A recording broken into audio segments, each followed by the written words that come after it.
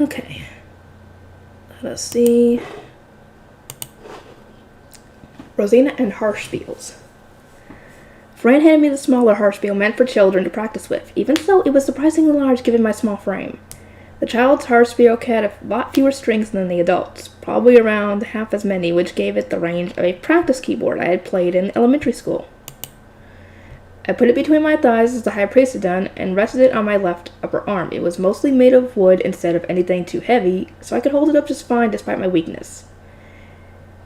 It will get increasingly heavy if you hold it diagonally. Try to keep it perfectly upright. Maybe due to it being a practice instrument, one of the strings was colored. This is the fundamental sound of the sound of the instrument, said the high priest while plucking that one string. On the do-re-mi scale, it was a do. Skip a string, and the next one was re. Then skip another string, and that was mi. The thin strings were lined up right next to each other, which each a half tone apart, but the way each one played a unique tone made it feel like plucking a piano strings directly. But unlike a piano, there were no black keys, which made searching for specific sounds incredibly difficult. Consider this a musical scale. The sounds get increasingly high or increasingly low on each side. I understood the musical scale by converting it to the do-re-mi scale I was more familiar with. I had been forced into it, but in my Irana days I had practiced piano for about 3 years. Oh yeah, if you don't do it if you don't do it a lot, then you're going to forget how to do it.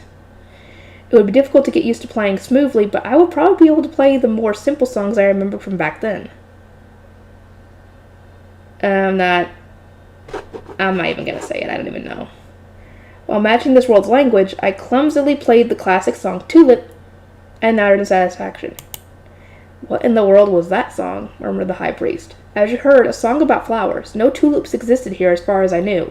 But it would be fine. It wasn't like the high priest knew every flower to have ever existed, and sure enough, the high priest fell into thought, a finger on his chin. Perhaps of all things you have a talent for music. No, I don't. Not even a little bit. Oh no, oh no, oh no, oh no. I just raised his expectations super high, making up a new song and playing it the first time you ever touch an instrument. From an outside perspective, that's the kind of thing Mozart would do. Don't look at me like I'm a genius, please no. The only songs I have memorized are the school anthems and some basic piano songs. I don't have any talent for music at all. That is not something you can decide for yourself. To be honest, I was concerned that a commoner would struggle to play at all, but it seems it won't be long before your music is presentable. Despite my desperate denials, the high priest began forming plans with the hint of a devious smile on his face. Uh-oh. Plans that no doubt involved taking huge cuts out of my reading time. High priest, I have no intention of letting my reading time get cut down any further. But daily practice is essential for learning to play an instrument. Well, yes, I know. I still won't give up any of my reading time between checking on the orphanage, keeping tabs on the mine workshop, helping the high priest, and Fran being busy.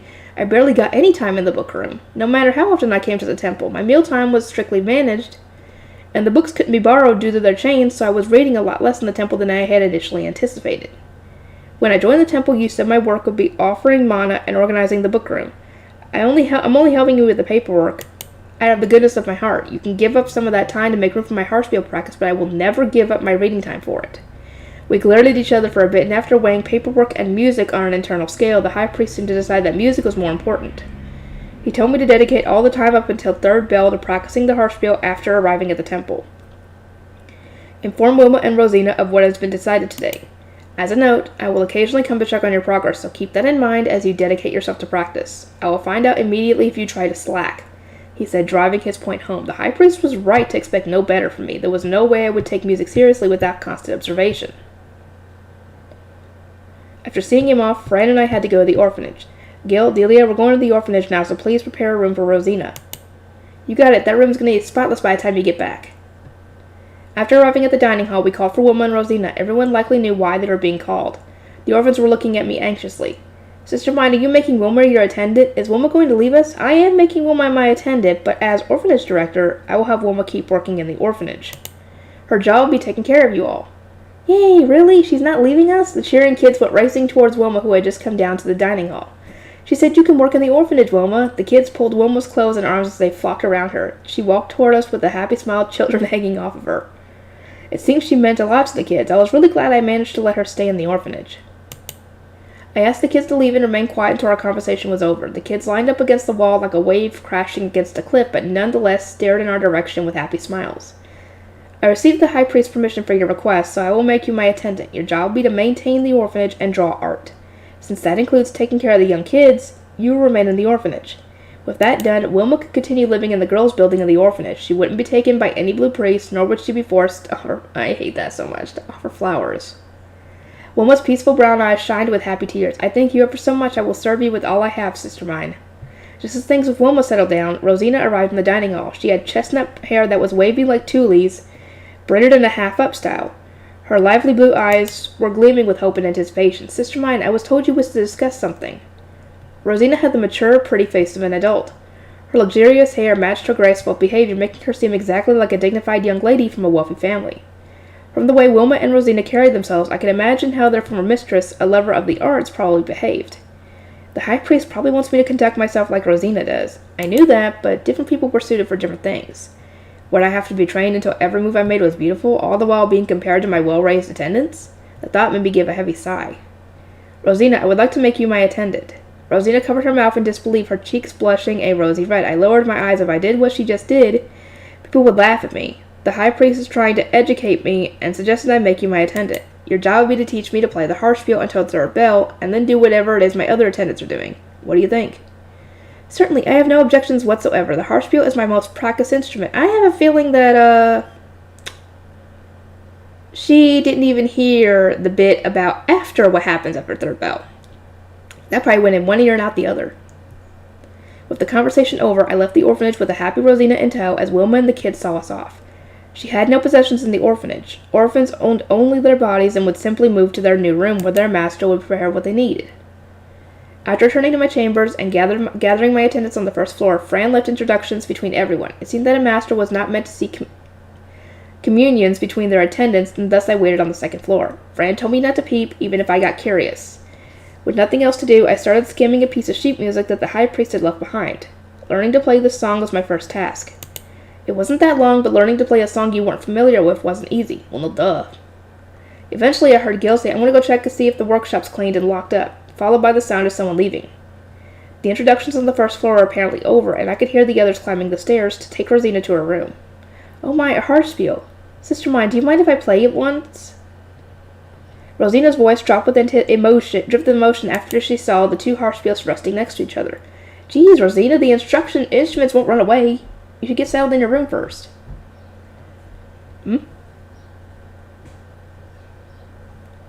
I understand how emotional it can be to finally find what you've been looking for, but Delia's right, I said. Please get settled in your room first. It shouldn't take too long, as there isn't much there.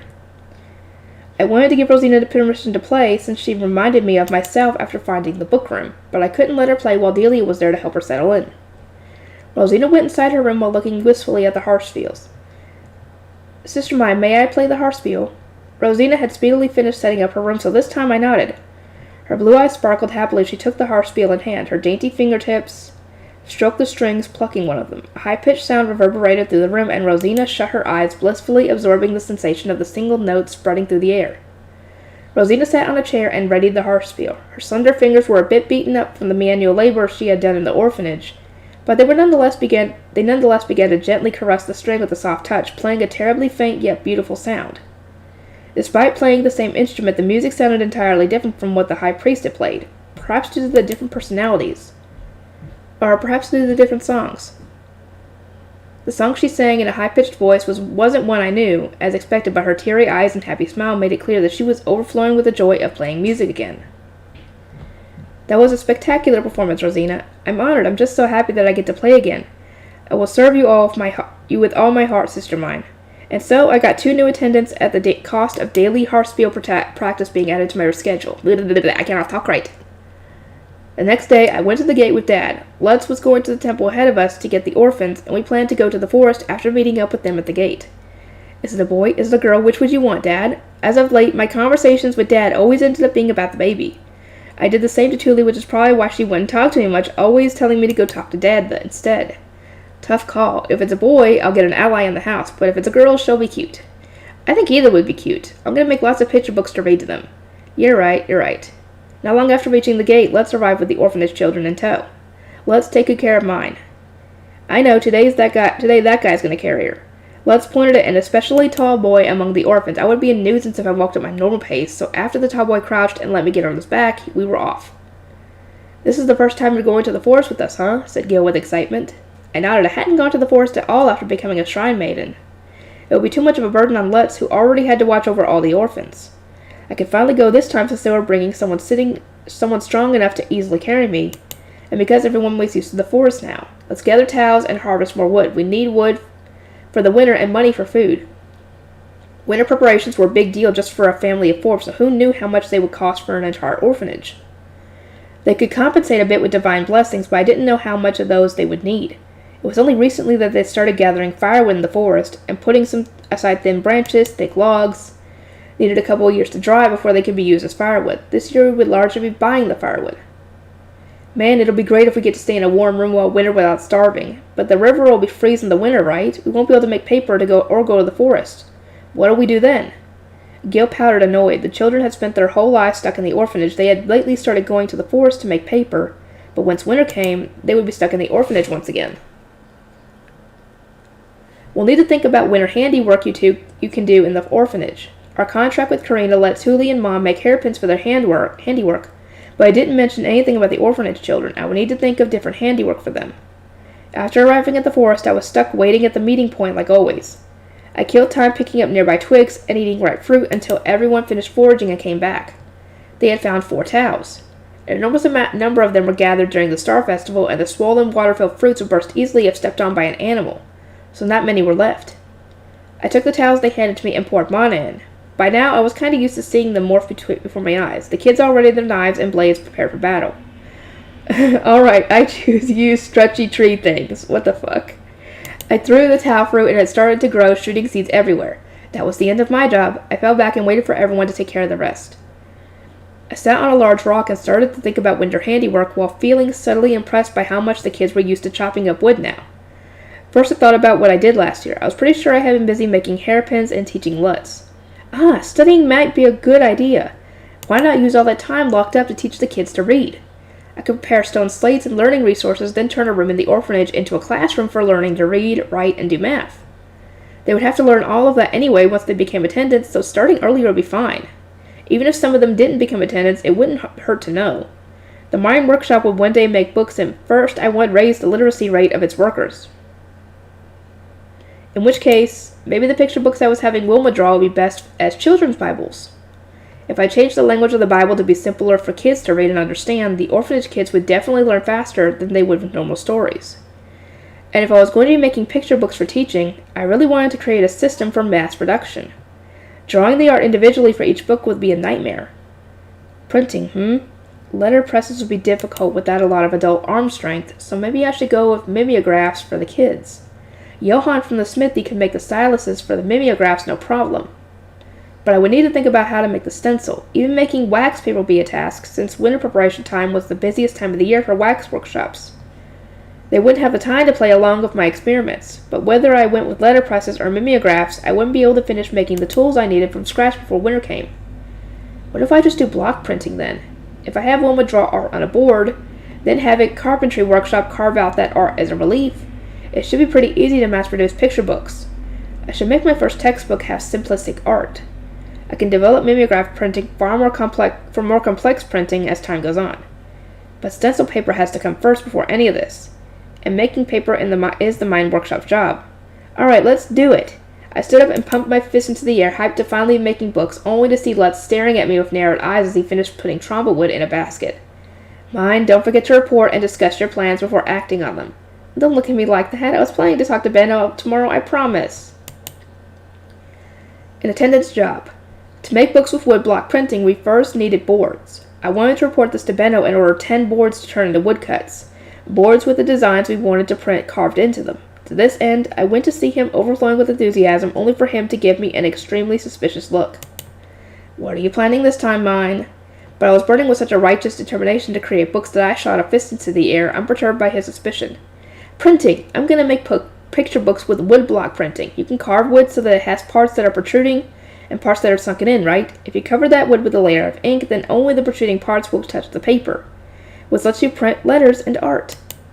I took out my slate, drew a cross-section of a bumpy piece of wood, drew a line of ink over it, then drew a piece of paper above that. Benno glared at the slate, then shook his head in exasperation.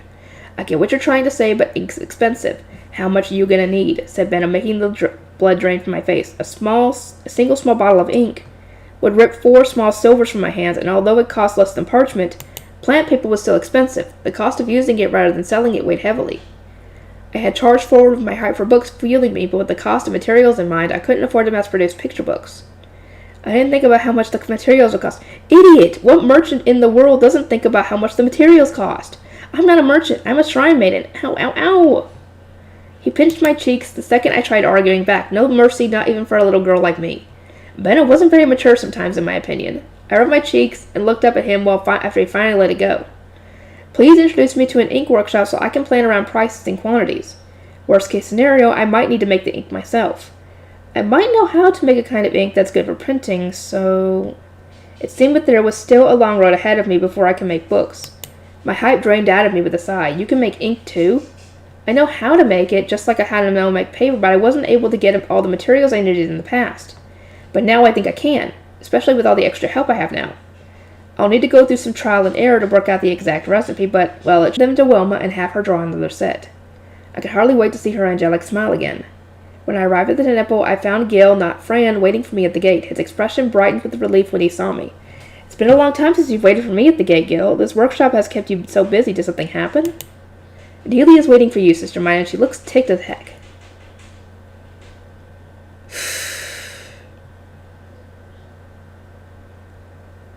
Fran's holding her back for now, but she could explode at any second. She's gonna shoot out complaints like growy tree things shoot out their roots, said Gil with a shrug, and I immediately felt as if the world had frozen over. What happened? The new attendant you got. Rosina, I think? She kinda, Gil let out a tired sigh and started walking. Something must have happened between Delia and Rosina while I was at the forest yesterday.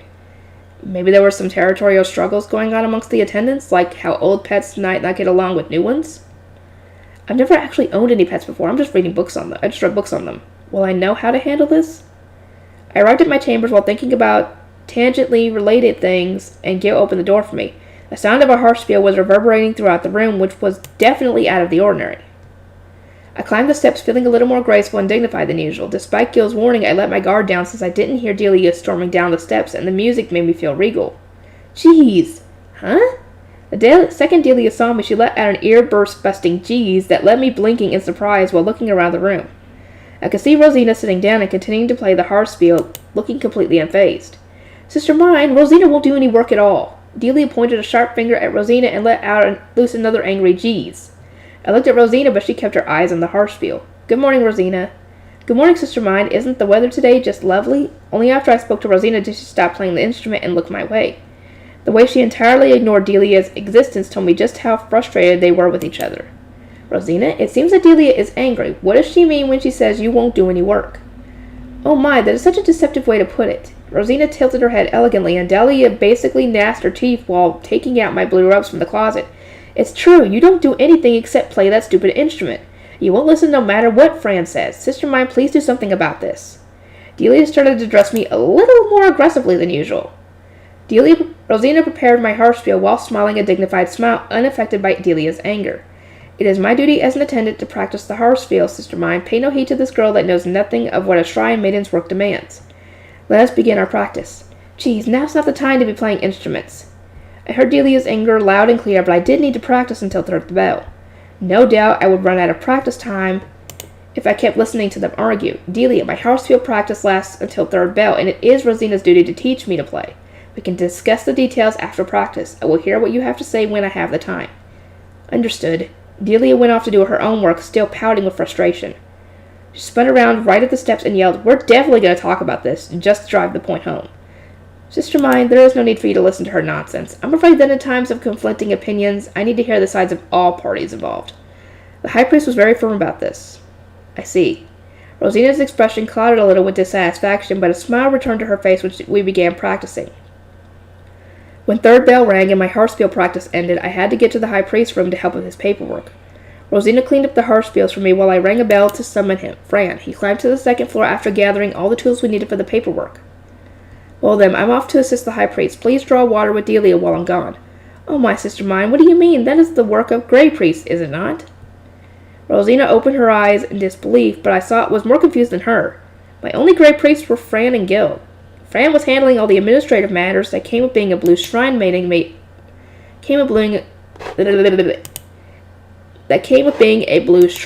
while Gil was running the workshop. They were both busy working outside of my chambers. Rosina was nearing adulthood, so my plans had been for her to slowly take over Fran's more menial labor over time, but I didn't know what job she could be trusted with yet. Which was why I had intended for her to do work with Delia. Gil and Fran are busy with their own work. Did Fran not inform you that you would be working with Delia for now? I said, leading Delia to sweep back her crimson red hair and grin victoriously. See, I told you that our job was to take water to the second floor. But such manual labor is the work of men, is it not? Rosina put a hand on her cheek, eyes wide with surprise. I was sure that Delia had said she would teach Rosina to do housework while she was still an apprentice attendant. I had distributed work based on that, but Rosina's attitude was making me nervous. Rosina went on, is it not true that manual labor and errands are the work of men while the work of women is to hone their artistic talents? I would understand if I were still in the orphanage, but now that I have become the attendant of an apprentice blue shrine maiden, I do not see why I should be expected to do manual labor. Physical work will not only harm my fingers, no, harm your fingers. You're not a blue shrine maiden, stop acting like one. Manual labor is best left for whatever priest is most nearby, or at worst, an apprentice shrine maiden who lacks any artistic talent, such as that one attendant of yours. Rosina was smiling with a voice like sweet ringing bells, but her position was no laughing matter. I could understand why Delia got so mad. This kind of attitude had no place among my attendants. Rosina, mornings will be dedicated to music practice, but I believe I told you to do work with the other attendants after practice is over. Please work with Delia. Sister mine, what are you saying? Rosina pleaded that such things were not the work of a gray shrine maiden, but I deflected all her protests. I am still largely uneducated in the ways of the temple. After lunch, I will ask everyone their thoughts and make my decision then. My personal thoughts were that was then, this is now. But I couldn't say that for sure whether Delia was right. Rosina was right, or neither of them were right.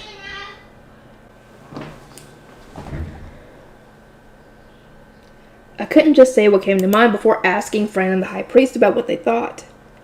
For now, I would stage a temporary retreat until I had more information. I looked up at Fran as we walked to the high priest's room. Delia's rage had been so all-consuming that I missed the chance to ask anyone else what they thought.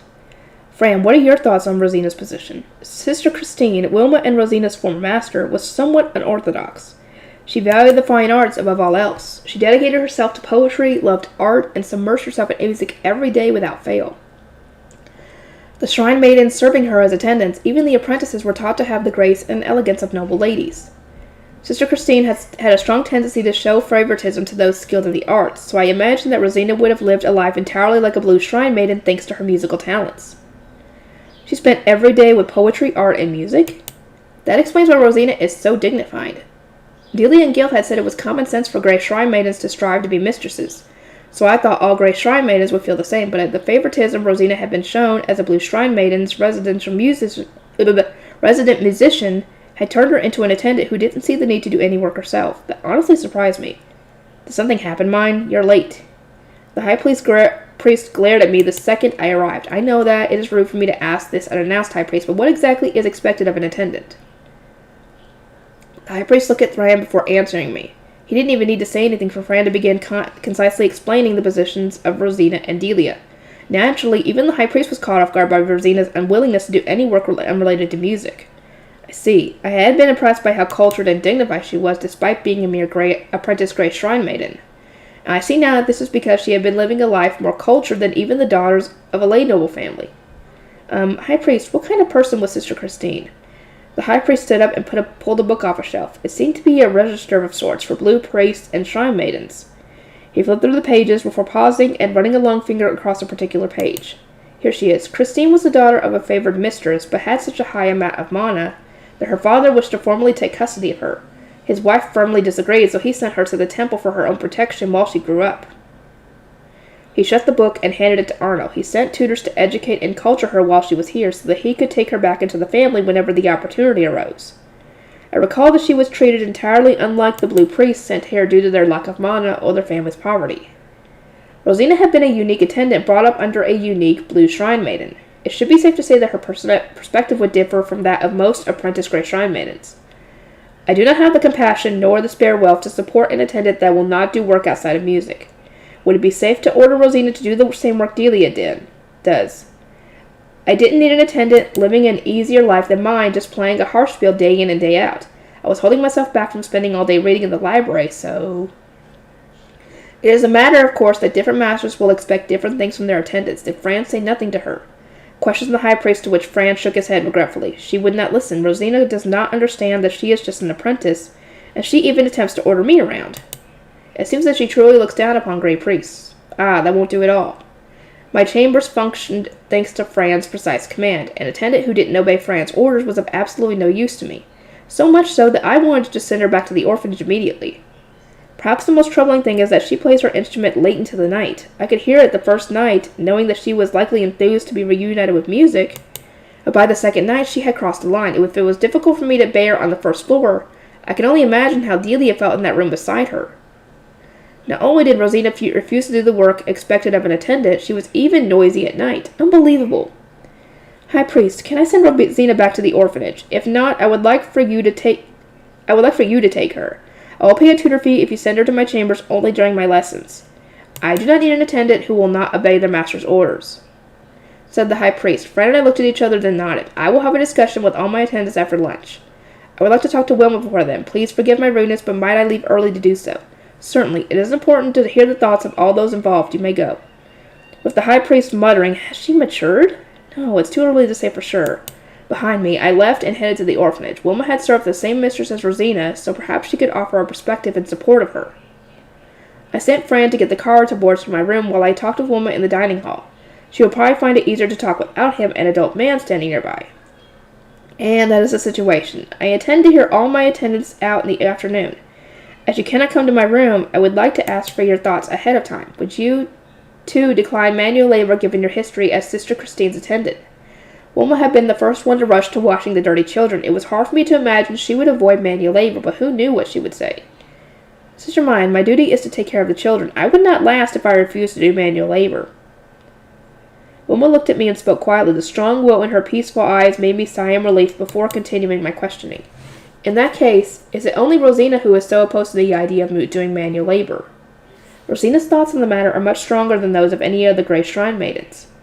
I became an apprentice attendant at the age of 10, but Rosina was taken from the orphanage as soon as she came of age. So until returning there, she did next to no manual labor whatsoever. Grey Priest certainly did do all the chores of manual labor while she served Sister Christine. Rosina had been young during the period where there were still Grey Shrine maidens around to take care of the pre-baptism kids. Since they had looked over her, and she had become an apprentice attendant immediately after her baptism, she didn't grow up doing manual labor. Her upbringing was a lot more privileged than mine and most commoners. Sister Christine was dedicated to the arts. The status of attendance is normally decided by age, but in her case she prioritized artistic talent. It all seemed so natural back then, which was exactly why Rosina had become so dedicated to music. She wanted to please her mistress. When Sister Christine returned to noble society and Rosina was sent back to the orphanage, she was shocked at the different lifestyles expected of her. I, too, only knew how special our circumstances had been after returning to the orphanage and discussing matters with the other attendants. Wilma had been able to accept that her circumstances were an abnormality thanks to the fact that she had experienced doing manual labor up until the age of 10. Rosina just averted her eyes from the harsh reality. Rosina always seemed obsessed with returning to a life where she needed only play music. I am sure that deep down she knew that even if a blue priest took her under their wing, things would never be the same as they were. But she must have convinced herself that you would be different, Sister mine, that you would understand and provide. Thank you for your valuable perspective, Wilma. Here are the carta for the orphanage. Please work your artistic magic on them. Upon noticing that Fran was back, I left the carta art to Wilma and stood up. She crossed her arms in front of her chest and lowered her hips slightly. Sister mine, if you would, please give Rosina time to correct herself.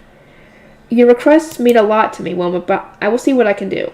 I would, but I had no intention of keeping her around if she wouldn't do any work. As I told Gil and the orphanage children, those who do not work shall not eat. Rosina's circumstances had been unique and out of the ordinary. No doubt the meeting of attendants would end up with everyone ganging up on her like a mob. I finished lunch with a heavy heart, then waited for my attendants to finish what I memorized while I memorized some prayers. Now then, Sister mine, began Delia, thank you for listening to what I have to say. First, the harpspiel is so annoying. Second, Rosina won't do her work. She is the worst attendant ever. I can't believe her.